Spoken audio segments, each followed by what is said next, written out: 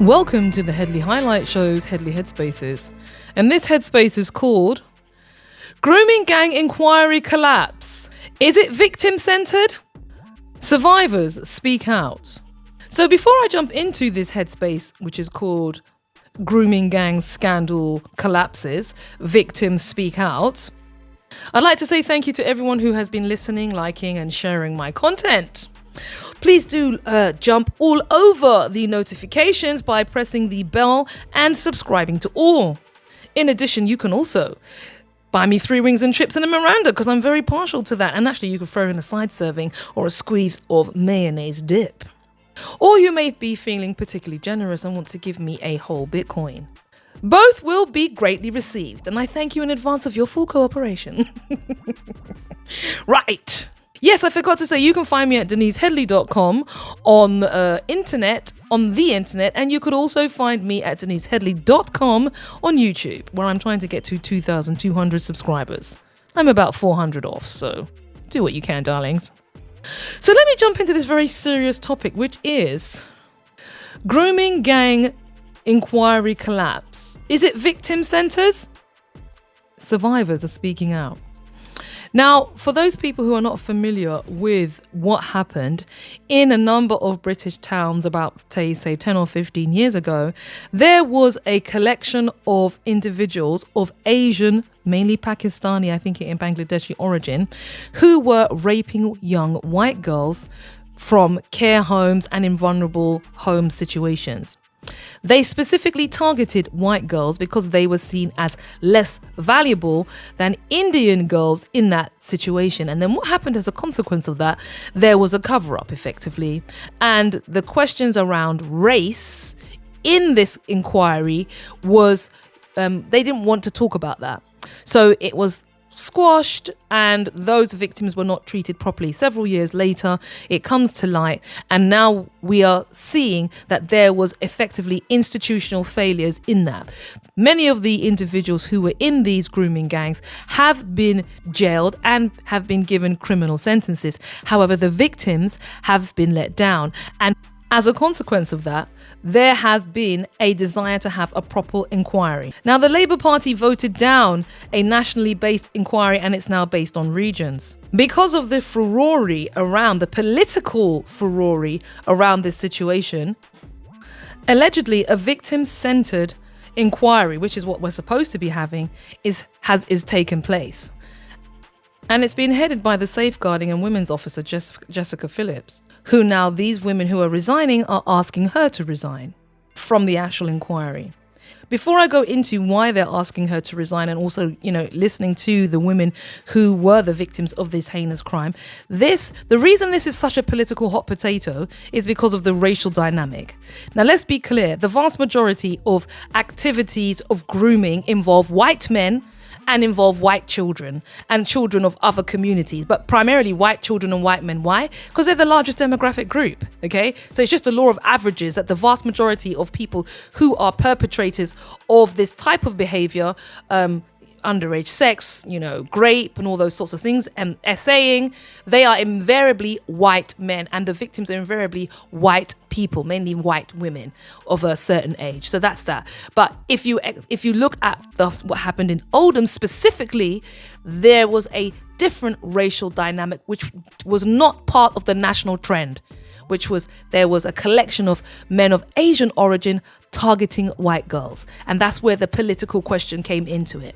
And people were saying, well, it wasn't investigated because they were white girls and it was effectively brown people doing it, and because of racial sensitivities we never investigated it. So that's the context of it, okay? That's the context of where people's minds are. So now what's happened is we've had the inquiry, or we're in the process of the inquiry, and the victims of the essaying and the graping, they are saying that the government once again is trying to cover the situation up by virtue of procedural exercises, because first of all there is no judge leading this, okay?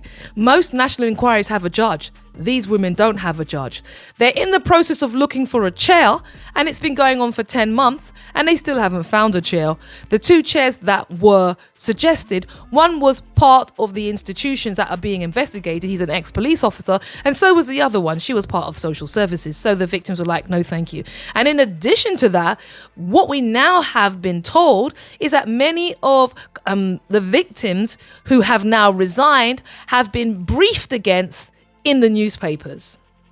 So what's clear to me, listening to some of this footage, is that the women who were, shall I say, the young women who were abused in this exercise, once again, are being silenced. And they're being silenced primarily on the basis of procedural parameters. Let's listen to what they have to say. You're going to hear the voice of Ellie Reynolds. She is a woman who was essayed and raped by these predatory men. And she's talking about her experience on this panel and why she doesn't have confidence in it. That our voices were finally going to be heard and taken seriously. When we joined the panel, it was almost, don't say anything about the ethnicity. We're going to widen the range. Everything was already planned. There was meetings going on that we didn't know about. It's a scandal. It's completely unfair, and it's got motivation behind it that's not in the favour of the survivors and the victims of this, of the young girls and boys that are still going through it. It's nowhere near a survivor-led process. I just think it's so far from the truth that it's never been about the survivors. It's been about how to cover up the survivors and silence the survivors from moving forward. Another member of the oversight committee, who were one of the victims, said that the whole inquiry was scripted.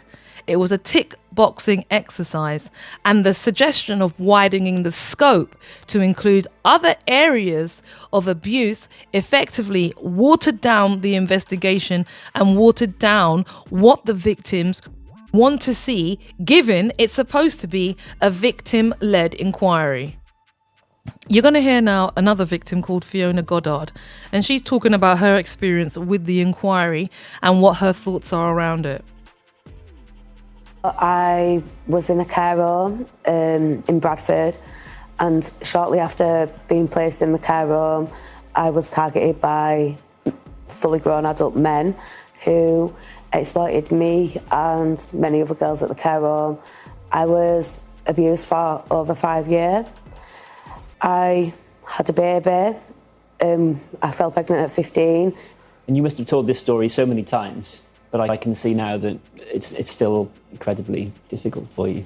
Yeah, and I think the most difficult part is all these years later, the men have been prosecuted, but I still don't know why it was allowed to happen, and that's what we've been fighting for. So you want to get to the bottom of the institutional failures, the institutional cover-ups, and that is what this national inquiry was supposed to be about, and you were supposed to be part of it, and yet you've quit. Tell us why. I've done everything I can to try and get this because we all want the truth, but I do not feel like the current direction of the inquiry is going to get to the truth. I've had multiple concerns. It wasn't just one incident that led me to this decision.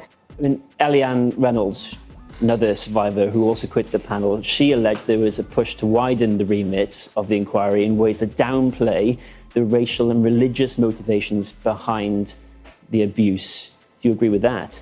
Yes, I do, because I do think the grooming gang scandal is a unique type of crime with its own unique markers, and I think that trying to widen the scope to include other areas of child sexual abuse or child sexual exploitation brings then the data into question with the grooming gang and gangs, and then waters it down. Jess Phillips said in Parliament today that allegations of intentional delay, lack of interest or widening of the inquiry's scope and dilution, which is what you're alleging, are false, she said. What do you say to Jess Phillips, the minister who's leading this? I think she needs to step down because she's publicly accused the grooming gang survivor who, throughout my whole life, has been accused of lying over and over again. That is part of the whole scandal. She has publicly accused me of lying when she knows I'm telling the truth. Earlier on, I released the email that we had when we spoke about the scope.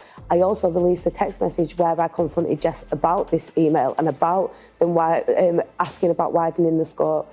And I think for her to call me a liar when she knows I'm not lying is outright outrageous. At the end of the day, she's the Women and Children Safeguarding Minister, and then she has publicly accused a victim of lying when she knows that I'm not. Because something has gone very wrong here. Yes. The fact that you and others are quitting this process when you were supposed to be at the heart of it. I mean, We were never at the heart of it, though. Everyone felt the decisions had already been made before we were being consulted on anything. And no matter what we said, it wasn't going to change that. It was a box-ticking exercise. And I fully believe that they did it. So when they make the wrong decisions and they're challenged politically or with the media, they can say, well, we've consulted with survivors, and it's not the case. It's not a fair representation of what the majority of us wanted. on the point of who the chairperson is of this inquiry, because that's so important, isn't it? I mean, there are reports that the two names were put forward, one of them with a background in policing, another with a background in social work. What do you make of that? Clearly you had some concerns, and the second of those is already pulled out today. Yes, so that in itself makes me wonder how much thought went into shortlisting that person. The main issues are their backgrounds, social care and policing, two of the main systems and institutes that consistently failed survivors over decades. You must be pretty exhausted by all this. I am, and I'm disappointed. I'm very disappointed because we have been failed over and over again. This should have been an opportunity for a government to step up and be able to right decades of wrong, and instead they've gone about it totally the wrong way. They've created fear amongst the survivors by trying to silence us. If my voice isn't going to be heard while I'm on the panel, I'll make sure it's heard outside it. The government has said the victims and survivors have been at the heart of this process. Clearly, you don't feel that way. No, I do not think we've been at the heart of anything. I think yet again, most of us are feeling silenced. Most of us are feeling unimportant. And most of us are feeling like no matter what we say, nothing's ever going to change. Fiona Goddard, thanks for coming in. Thank you. So there you have it. You actually heard the individuals who were involved in this situation saying that this effectively is a tick-boxing exercise to give the government some kind of leniency and cover, because the vast majority of incidents where this has taken place were in Labour-run councils. What's your thoughts about it? Do you think they have been let down? Do you think the government set out deliberately to stymie the exercise and to do what's called, in my opinion, something for the gallery, a public charade just to counter the questions? Or do you think the women who are now saying that Jess Phillips is not fit for purpose have got it wrong? The people who experienced it.